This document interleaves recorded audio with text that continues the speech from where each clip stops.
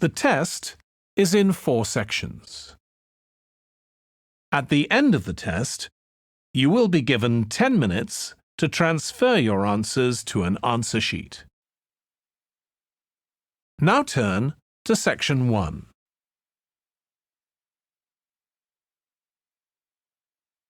Section 1. First, you have some time to look at questions 1 to 6.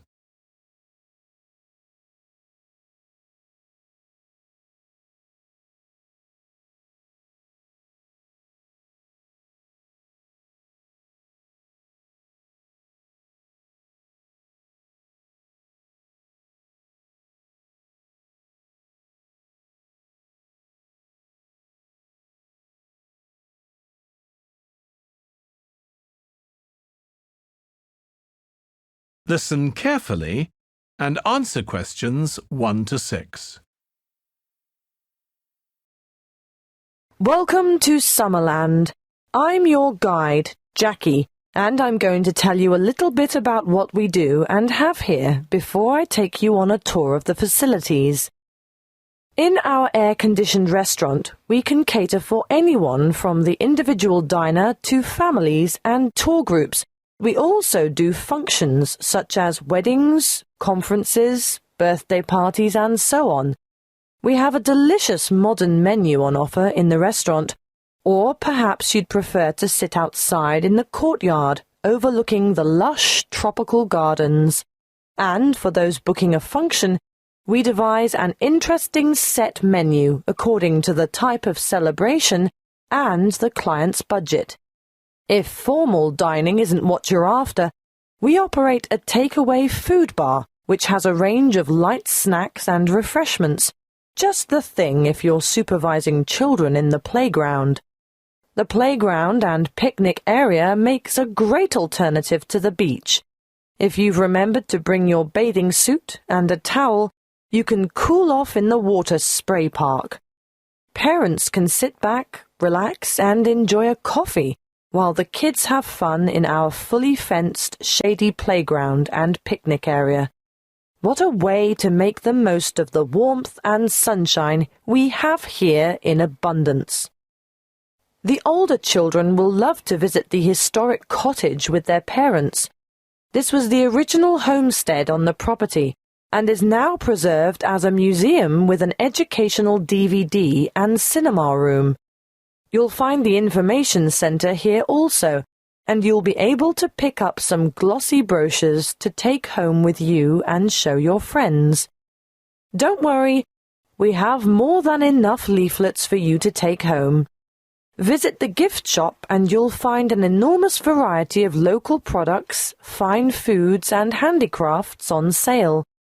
Some say that this is the best displayed and priced shop in the region. There is more to be admired and purchased in the garden nursery, which has an extensive range of flower pots, indoor and outdoor plants, statues, and all kinds of other garden accessories to adorn any home or garden. While we're on the topic of gifts and such, I must mention the woodcrafting shed and urge you to take a look at the amazing products that the woodcrafting team produces there.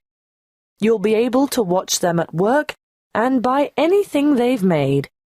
The toys they produce are not only original, but some of the finest craftwork you'll ever see. Take your little ones by the hand and keep an eye on them, because they'll want to play with these, but they can't be played with unless they're paid for. Last but not least are the orchards. The Summerland tourist attraction is actually a working farm with over 40 hectares of macadamia and avocado trees. The macadamia nuts are picked by machine from April through to September. The avocados are grown, hand-harvested, packed, and marketed on site. Before you hear the rest of the conversation, you have some time to look at questions 7 to 10.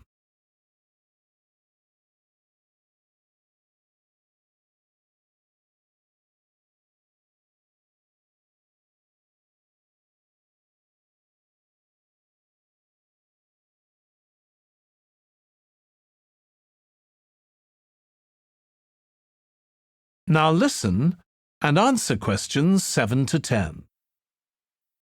I'm sure you are all aware that babies, infants, and children are exposed to an enormous number of potentially serious accidents all the time.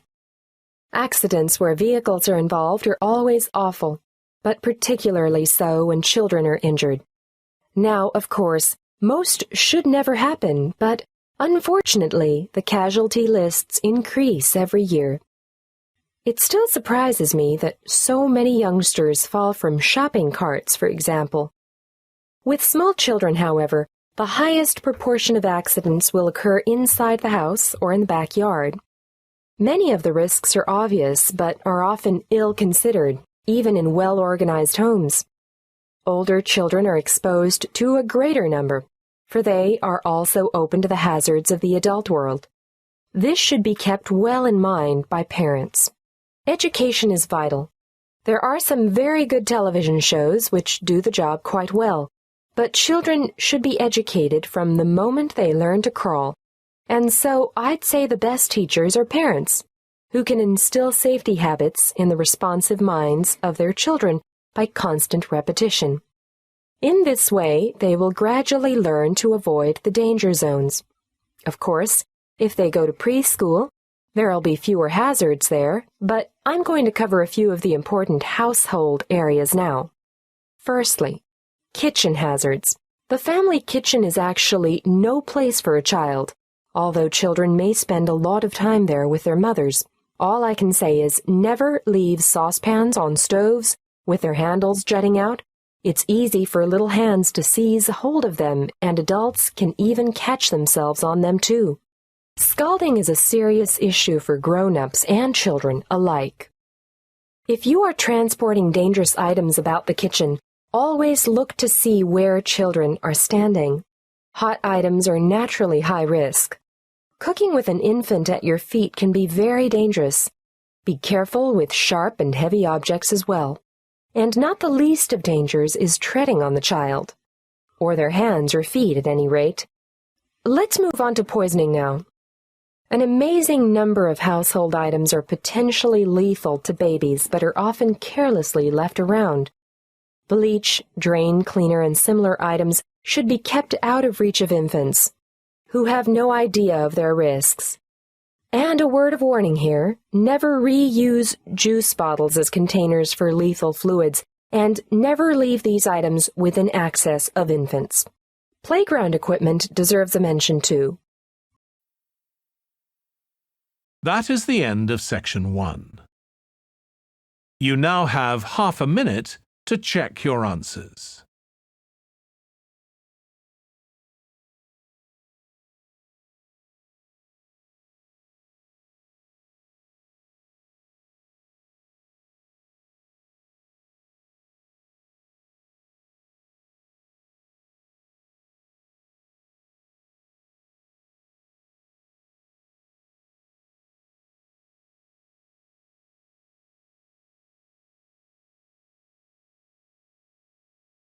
Now turn to section 2.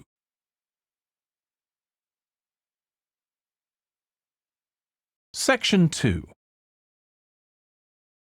First, you have some time to look at questions 11 to 15.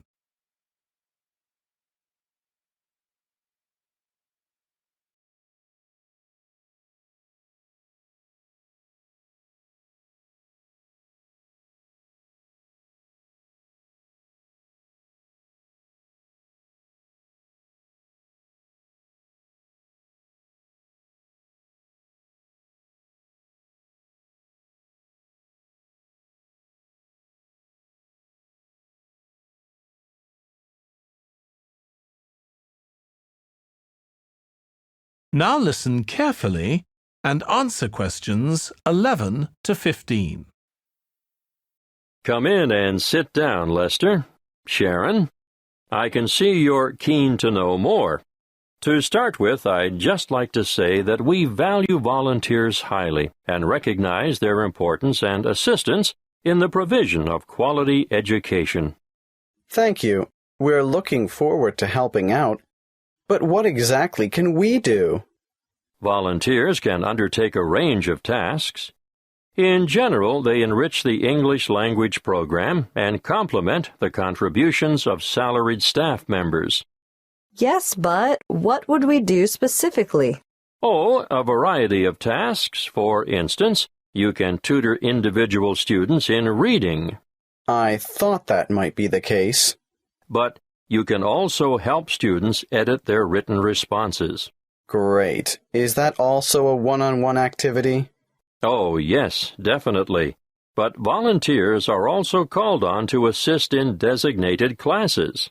And what exactly would we do there? Well, it depends on the class, of course, but usually you take on the role of an assistant. A teacher's assistant. Yes, that's it. Sounds like fun and good preparation for our own careers. Then, an enormous area of assistance is developing students' organizational skills. Yes, I can imagine that's why some of them are struggling in the first place. There's also the special needs unit. They always need volunteers there.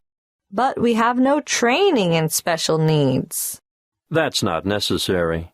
These students just really appreciate having any extra attention. Sometimes help with the simplest things, like holding a pen correctly. Well, that's something all able-bodied students should learn. I've noticed some of the strangest pen grips amongst my peers, and I'm sure they must end up with sore hand or shoulder muscles at the end of the day.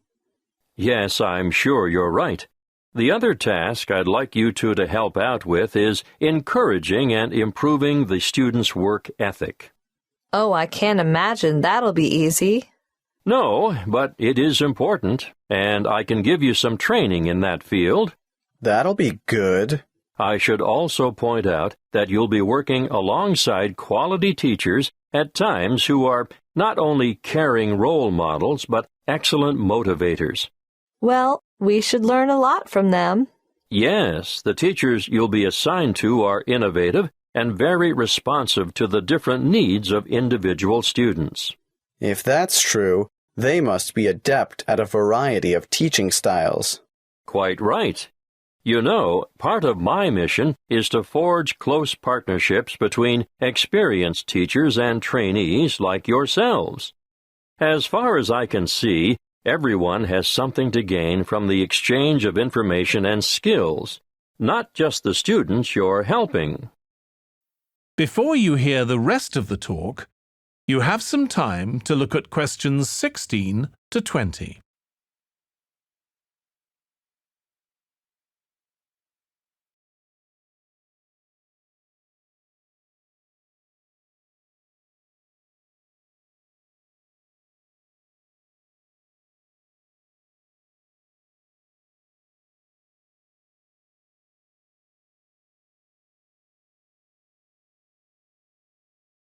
Now listen and answer questions 16 to 20.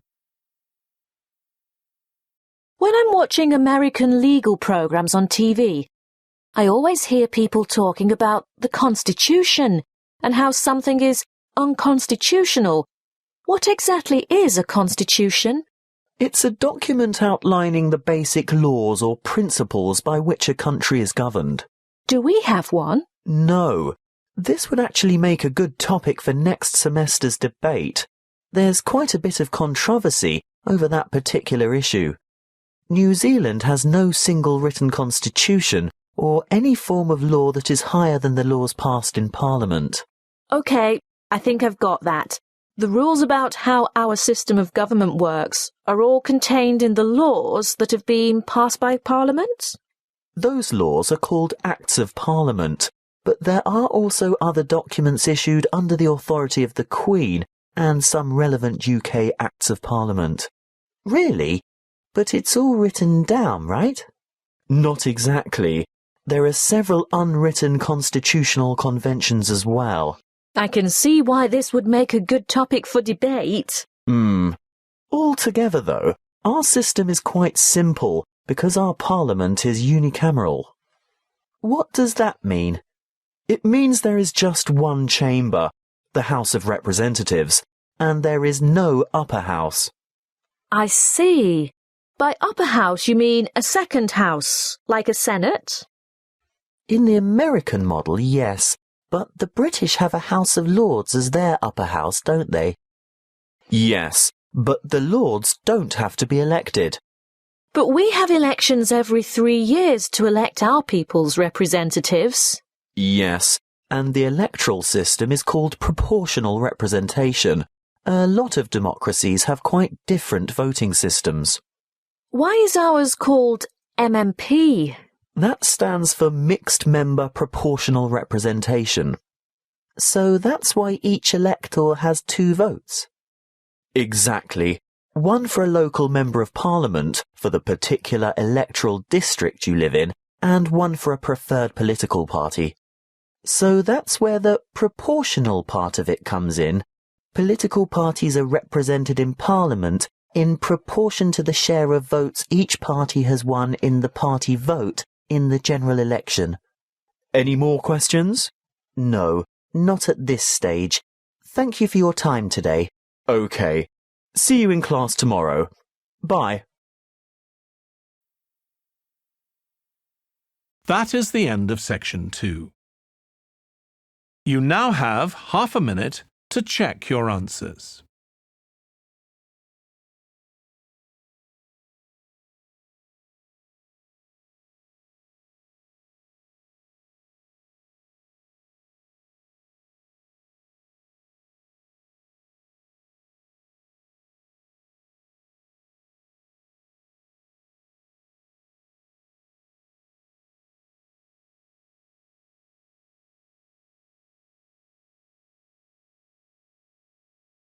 Now turn to section 3.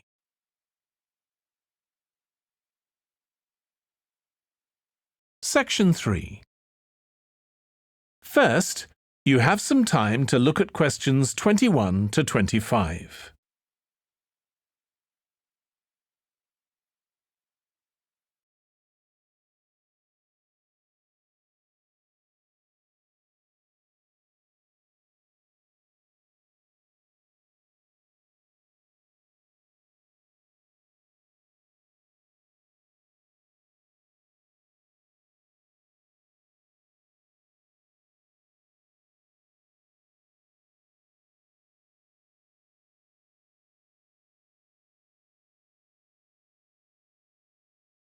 Now listen carefully and answer questions 21 to 25.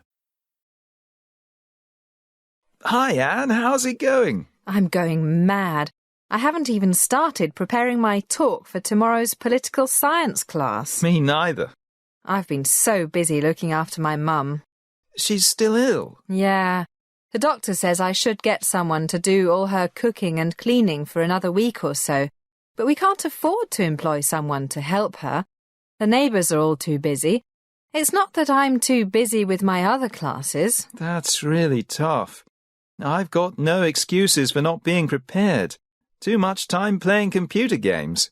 How many times have I told you? I know, but at least I've got a topic. Which is? Well, it's about an experiment in Los Angeles, I think, that I read about in social studies at high school. It's about how wearing a uniform can change people's personalities. This professor got a lot of his students to agree to take part in an experiment during the summer vacation, but he wouldn't tell them anything about it. Before you hear the rest of the discussion, you have some time to look at questions 26 to 30.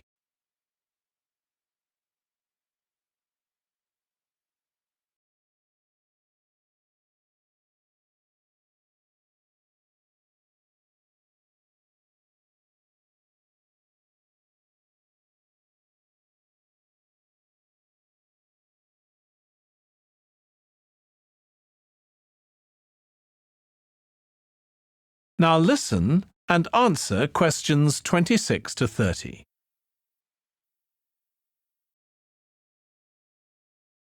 Can you remember the professor's name? No, but I think he was from the University of California at Los Angeles. Well, at least you've got the most important thing, a topic. I haven't even got that. So, what happened in this experiment? Well, the prof got the local police to cooperate. One night, they went to about 20 students and arrested them. Poor guys didn't have a clue what for. And they didn't know it was the experiment they had volunteered for? They had no idea. And it had been weeks since they volunteered for the experiment. Anyway, the cops took them to a school building that had been made to look like the inside of a prison or a police station. Can't remember. It's not important. And what happened then? Did they get charged or something? Don't know. They must have been told something, but that's not the main thing. Which was? Well, what they didn't know was that about 8 other students were waiting at the police station, or whatever it was, dressed up as prison guards. Hey, now I think I read about that ages ago. The experiment took place in the early 70s, and the students dressed as prison guards were told to act like prison guards. I've just thought of something. Did the arrested students know the other students? I don't know. I wouldn't have thought so. No, different schools, because otherwise the ones who thought they'd been arrested might have realised it was the experiment they had signed up for. Guess you're right.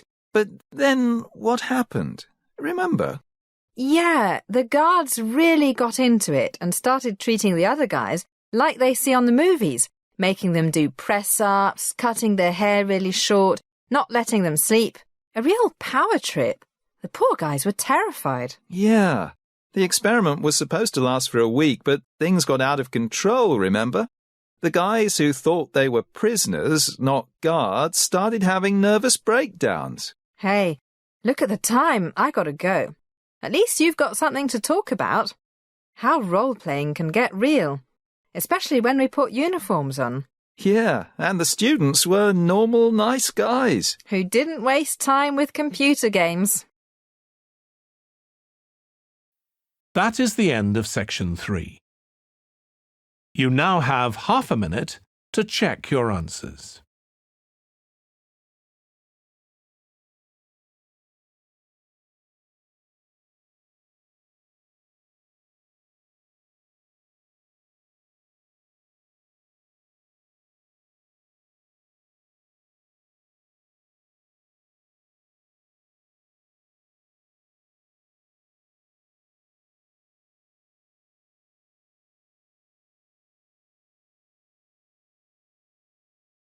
Now turn to section 4.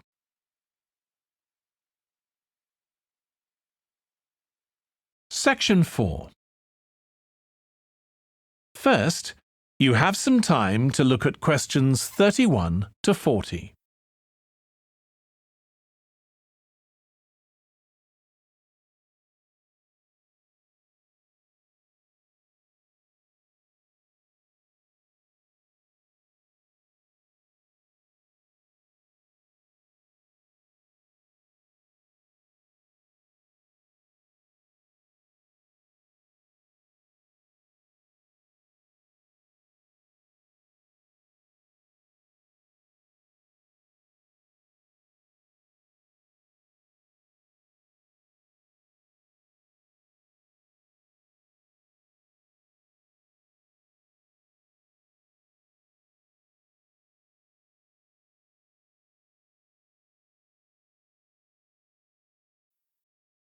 Now listen carefully and answer questions 31 to 40.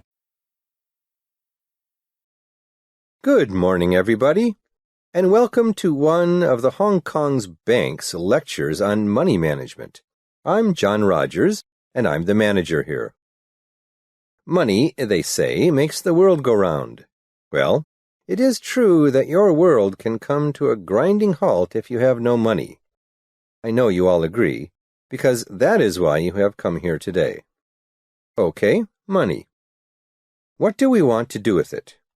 Most people want to enjoy the money they earn today, but also put some aside for a rainy day, the kids' education, that big house in the country you've always dreamed of, and, of course, retirement.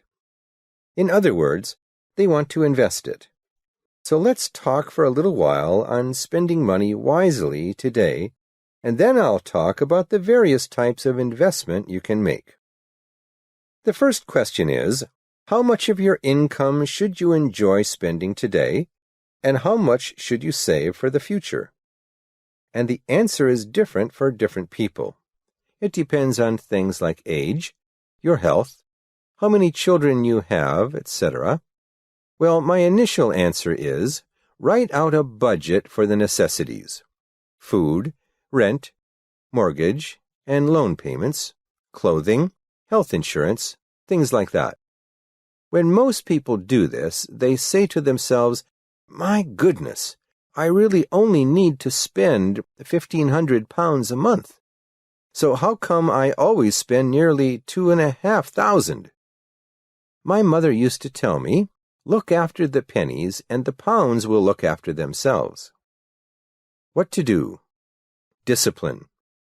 I suggest you take out the cash you need every week from the bank and keep a record of what you buy with your credit card.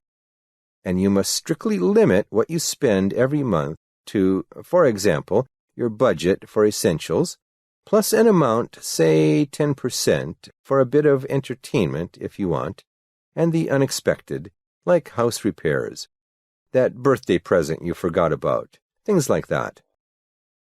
If after 3 weeks you find that you have nearly spent your budget for the month, then stay at home for a week. No fancy restaurants or drinking with the boys. As they say, there's no free lunch.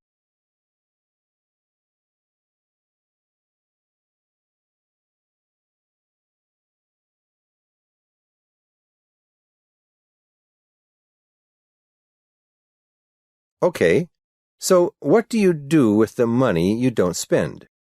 Oh, one thing I forgot to mention. It's a good idea to always have some money in a current deposit at the bank in case of big surprises. Say 1,000 or so. Don't be tempted to use your credit card unless you absolutely have to. And get that safety cushion back in the bank as soon as you can. Right. So, what should you invest in? The list is endless. Real estate, stocks and shares, equity funds. Did I hear someone say gambling? Well, if you have a crystal ball, maybe. The government lottery? Someone once described it as a voluntary tax on fools. But I must admit I spend £1 or £2 on it every week, but no more. It brings a little bit of excitement into my life, even though I know I have a better chance of being struck by lightning than winning. Okay. Let's start off with a basic principle. In general, the higher the potential for making a fortune by buying shares of a particular company, the one you have been told will be the next IBM in 3 weeks, the higher the risk.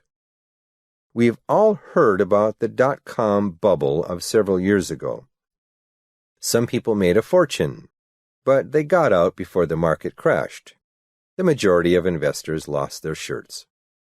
Another basic principle, the balanced portfolio. A balanced portfolio means you have investments in a variety of things, from low-risk but low-return things to things like blue-chip stocks that are somewhat less predictable, but which will probably provide steady, if not spectacular, returns for years, to the riskiest of all, venture capital, where success could increase the value of your investment 100-fold, or failure could wipe it out. Well, why don't we break for a coffee now?